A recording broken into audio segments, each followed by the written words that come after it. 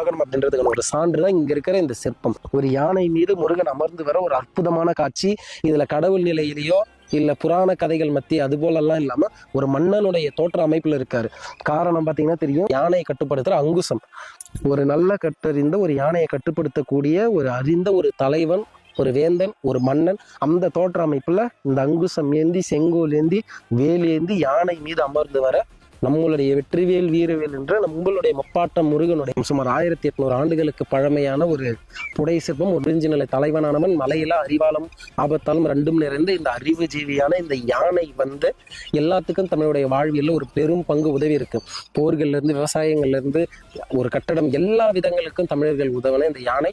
அப்படி முருகன் கூட இருந்த யானை தான் பிற்காலங்கள் தனி உருவமா உருவகப்படுத்தி கணபதி விநாயகர் அப்படின்ட்டு சொல்லப்பட்டு வணங்கப்பட்டது. அப்படி போட்டி முறையில முருகரை தனியா யானை தனியா வணங்கப்பட்ட போது அண்ணன் தம்பிகள் அப்படின்ற கதைகள் உருவாக்கப்பட்டு யார் மூத்தவர், யார் சிறியவர், யார் பெரியவர், யாருக்கு பலம் அதிகம் இல்லை அப்படின்னு பல கதைகள் உருவாக்கப்பட்டு நம்மளுடைய அடையாளங்களையும் கலாச்சாரங்களையும் நம்ம கிட்ட இருந்து மறைச்சி அழிச்சு நம்மளையே போட்டி தன்மையில மாற்றி நம்மளுடைய ஒட்டுமொத்த வாழ்வியல் பண்பாட்டையும் அடியோடு அழிச்ச இந்த ஆரிய கூட்டங்களுக்கு பதிலடியா இந்த தமிழ் முருகன் அப்படின்ற திரைப்படம் கண்டிப்பா இருக்குன்னு நான் நம்புறேன். நன்றி.